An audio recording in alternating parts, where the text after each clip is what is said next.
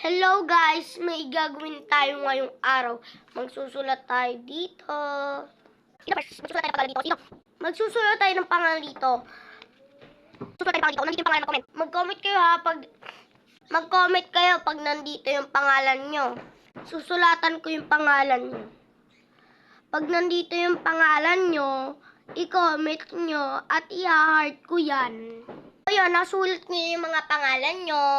Mag-comment ko ha pag nandito yung inyong pangalan. Ayan na yan, yung pangalan nyo. Mag-comment kayo dyan kung nasan dyan yung pangalan nyo. Ang nandito lang ay si Eunice, Chloe, Jacob, Denise, Juliet, Julian, Mikay. Sinong nandito yung pangalan niya?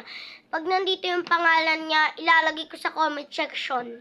At lalagyan ko ng heart. At ayun nga lang, wait, comment for part 2.